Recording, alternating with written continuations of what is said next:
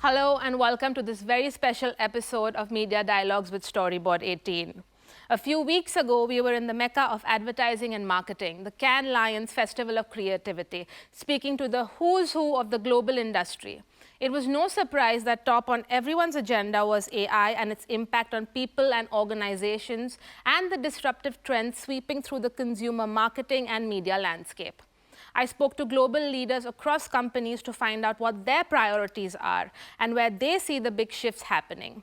First up is Sir Martin Sorrell, who is the founder and executive chairman of S4 Capital and the visionary media and advertising leader who built WPP, the world's largest ad holding company.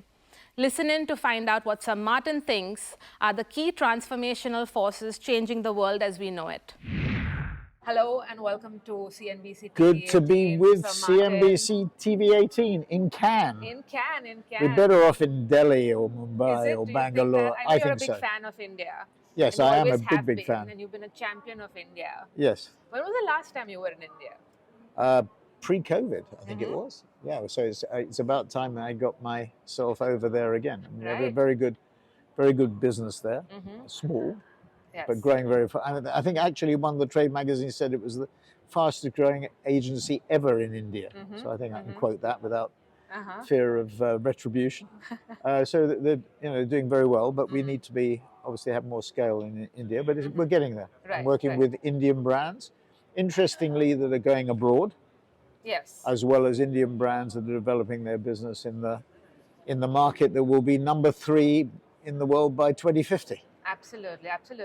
And so, okay, since we started speaking about India, Sir Martin, I'll stay on that track, and then we'll get to, of course, other focuses like AI. But just give me a sense of what your vision is for the India market, for your company. And given the fact that you've seen the market evolve over several years, many of those as the chief of WPP. So how has the market evolved for you? What are some of the focus areas? What are you excited about? Where are you investing? You are a visionary. Well, we want to know where you are, what's the next big thing according to Sir Martin. The world is becoming more fragmented. So globalization is not over. Yes. But it may not be de-globalization, but certainly that phase over the last 50 years is really diminished and it's becoming much more fragmented. So North and South America will become more important as a pillar. Right. You see companies diversifying their supply chains, Apple, Tesla going into Mexico, etc. Yeah, America wants to make America great again and have manufacturing back in America, but I don't think high-intensive labor manufacturing can go back there. So nearshoring, offshoring, so North and South America. Middle East on fire. Just had several meetings here. I mean, Middle East for us is what we call a whopper. Yeah. If I put together everything that we're doing together in the Middle East, so that's huge. And then Asia, Africa question mark because of the volatility. But our markets like Nigeria, like Ethiopia, like South Africa, Kenya, that are really important and growing in importance, but there is volatility. And then Asia, I'll come back to Europe in a second. Asia, again, on fire. If you look at 2050, as we were talking about before, you'll have China number 1 in GDP, US, India, Indonesia or Germany in that order, one way or another. So 3 of the premier division will be from Asia. And with the 3 big problems in the world, geopolitical, are obviously US-China relationships or lack of them. Secondly, the war around Ukraine and Russian expansion or imperialism. And then last but not least, the Iranian nuclear threat. So those 3 things mean that things are becoming much more splintered. And the security risk around Taiwan means that those companies with big positions in China are questioning them. Or you see Sequoia splitting into 3, so Indian business, Chinese business, rest of the world. You see AstraZeneca, I think it was, saying that they're going to split off their Chinese business. You're going to see more of that happening. Obviously, American companies with some trepidation about China, given the political situation and the rhetoric back home. So India is the big beneficiary of that. But not just India, it's Vietnam, it's Indonesia, it's Malaysia, it's Thailand, it's the Philippines, it's Singapore. I mean, all these markets, not old Asia, if I can put it that way. Japan will still, Warren Buffett buys into the 5 trading companies and the market's on fire. Australia and New Zealand still be important despite the cricket, Right. despite us losing the first test. So all of that. So I think India really is in an extremely strong position. Now, you've got Indian entrepreneurs now, not just building their businesses in India, but building them globally. Yeah. And we've got, without going into the detail, confidential, I mean, we're involved in several moves of that nature where Indian companies are going global. Okay. So it sort of mirrors what you see in Chinese. You know, people say the platforms don't have Chinese businesses. They do. The outbound Chinese market for Alphabet, for Meta, for Amazon is huge. You know, you can see that from the TikTok numbers. You know, ByteDance does 90. I think it's going to do 90 billion this year, and 14 billion of it is outside China.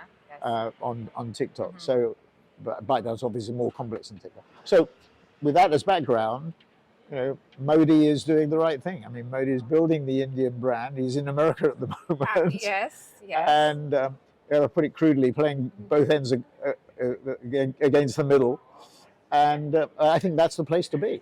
So you're going to see the alignment of the West is going to be much narrower.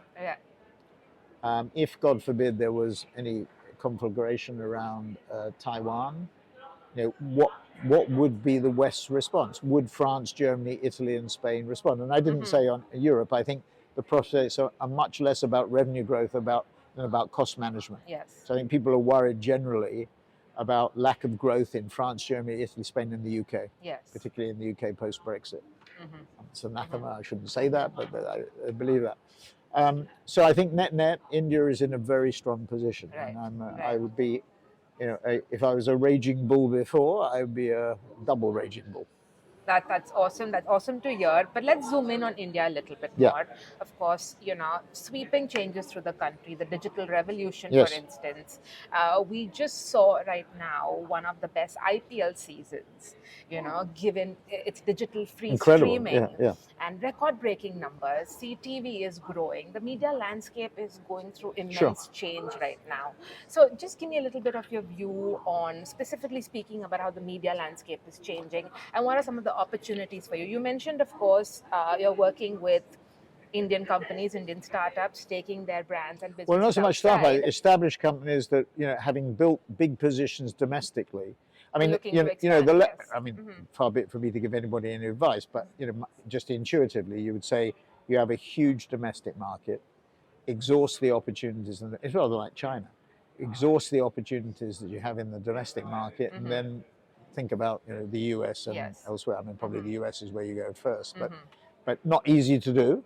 Absolutely. Not just about geographical distance, obviously cultural differences, etc., but tremendous opportunities. And the entrepreneurial energy and spirit, you know, Mittals and Barneys and Adanis, and I mean, it's incredible. So, and some of them, you know, Mahindra, I mean, these are people that are, you know, have not just built businesses in India, but are increasingly doing it abroad. So in Indian, you know, funny, I had my reunion back at Harvard Business School. All the best professors at Harvard Business School are Indian. You know, the dean's Indian, the best AI professor is Indian, the best on work from home and DTC, direct-to-consumer brands. I mean, all the sessions were run by Indian professors. So Indians are running global companies. The list of global CEOs that are of Indian origin is growing. Absolutely, and they play well. That's because they're good cricketers. But anyway, we must come back to cricket once again. We'll come back to it in a minute. So I think really that big opportunities. Now on the media markets, you know, it's about a 900 billion market. About 650 billion is digital. It's about 60-65% of client budgets on average. It's going to be 75 by 2025. So huge growth. And in a world which is slowing down in terms of GDP growth this year, and with advertising forecast by the holding companies to be up 5%. But the thing that hits you in the eye is digital up 7 or 8%, which is where I think the platforms will end up this year, and technology services transformation 7 to 10%. Analog, actually in America, down. With the exception of Fox and Disney, who have sports content, live sports, going back to IPL, with the exception of those, the free-to-air networks are under pressure. So addressable TV, becomes more important. Right. The retail wall gardens become more important. So targeted TV becomes really the way that analog tries to deal with the digital revolution. So you're going to see a continuation of the trends that you just mentioned. Yes. So, and in India will be no different. And with with smartphone technology, Low cost data. low cost data. Well, I mean, clients have to be more agile. I mean, three things clients should be doing, I think, in my view: agile, take back control. You know, after the great financial crisis, they tend to outsource more. We have three models. We're, the outsource model, the embedded model, where we put people into our clients. Right. So they're wearing client T-shirts, but they're on our payroll. And then the last but not least is the first-party data, right? That's absolutely critical. With the deprecation of third-party cookies, with the IDFA changes that Apple introduced, it means that control of first-party data. I mean, all clients, in my view, should look at their data agreements with their agencies, because one of the ways that agencies have tended to try and control things is by controlling the data. And the data, coming back to AI and AGI, data is the core for that. So ingesting the right data, collating the right data. So getting the data platforms right, integrated, easily facile to use, and then pumping that into AI. I mean, AI engenders fear as well as wonder. I mean, the initial reaction is, wow, look at what we can do with this, and then, am I going to lose my job? But thank you so much for your time, Pleasure. Martin. It was lovely chatting with you. Good to see you. Thank you very much. Thank you so much. Next up, we have Prasoon Joshi, CEO of Mccann World Group India and Chairman for Mccann APAC, sharing his views on the future of creativity and India's growing creative clout on a global stage. Hello and welcome to CNBC-TV18, Prasoon, and it's so lovely to see you here in Cannes at the MasterCard Villa, away from the madness of the Palais this time. Let me just dive right in, Prasoon, and ask you about something that has, of course, been the talk of the town, and not just this town, but the world. Generative AI and AI. Now, as someone who's been in the creative arts and creative commercial field, give me your sense of what you're seeing, and where are you? Are you on the side of the hype cycle, the fear cycle, somewhere in the middle? Give me a sense of what you think right now. And this is from a pure sort of industry titan creative view. Yeah. So the fear which you're talking about, I won't use the word fear. There could be anxiety. For me, someone like me, there is anticipation, because I feel and technology being used as a tool by creative people always, and we have so many examples of it. Right. So one example I just gave. Question is, AI is much more than that. It's not a specific. It's actually going to change the way we work overall. And if somebody denies that, I know it's not going to impact one industry, not impact another industry. It's going to the very fundamental of the way we are going to work. It's exactly like the way internet did. Right. The way, a child or a school-going child will give you logic that, why should I memorize historical dates when I've got Google Map Pocket? Right. Yeah. Right. So those kind of fundamental questions AI also brings in with itself. And so one has to, one optimistic side of me, which would be love to be challenged by technology and would compete, I would say. That side is always there, and I would love to use AI also as a tool. But at the same time, since it is a significant change in the way human race is developing, I think it's important that we also examine what it entails, what it brings with itself. It was very surprising for people that Sam talked about regulation himself. Yeah. It's about being very conscious of what kind of, because eventually AI, technology, everything go deep down into it. For what purpose are we going? Where are we going as a human race? Right. I think those fundamental questions, people would say they are philosophical questions, but they are very, very relevant questions at this time. And where are we as a society, as a world, Our where are we future. anchored? Where are we anchored? Our anchoring is very important. I think that would guide us somewhere. That anchoring has to be correct. That anchoring has to be in human good. The anchoring has to be In human in the planet. advancement, yeah. So somewhere those questions, these are the right. This is the right time to raise those questions. Creativity. Why do someone create? Why would I create? Right. Is it to make money? Is it to make someone happy? Or is it something more than that? Is it self-expression? I think those things have to be. And where would those things stand? I think yesterday's session in the music with Will.i.am, he was talking about the fact that the likes. So if you write a poem, say 2 lines, and you say, please create something like this. Now you say something like this means you have indicated something. Yes. So your intent is up there. So I think it's very important that somebody who's put his or her intent up there is valued in this whole process. Absolutely. Yeah? Absolutely. So that credit or that belonging, which is there for a creative person with tactile sense of belonging, there's going to be a big question. How has the sort of approach to advertising changed in such a tumultuous time where we're seeing media changing, we're seeing these new technologies? Give me your top 3 takeaways from Cannes this year.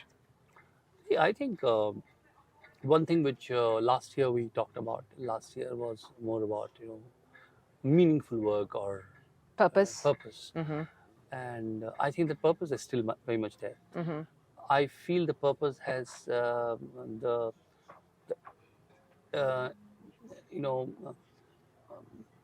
short-term nature of purpose which people felt during the pandemic time has now gone into becoming very much part of the ethos of the companies. A lot of things have been imbibed for good.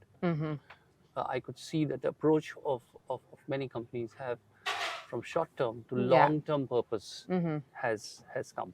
Also, not just speaking of good, doing good action. And most of the work which I've also liked is that where there is actual on-ground change has been tried. Yeah. So I think people want to see the proof of what you're doing, or you're just talking Proof great of purpose. things. Yes. So proof of purpose is one I could very much see there.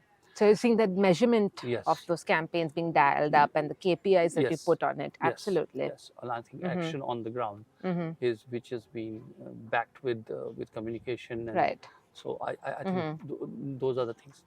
I think simplicity, seeking simplicity, is again what happens to us is that when everything is so complex around us and so many variables, you tend to go towards simpler ideas. I think I could see very interesting reminiscence of some very simple things which people used to do. Simple, ideas which were very easy to grasp, easy to understand. I think I could see that.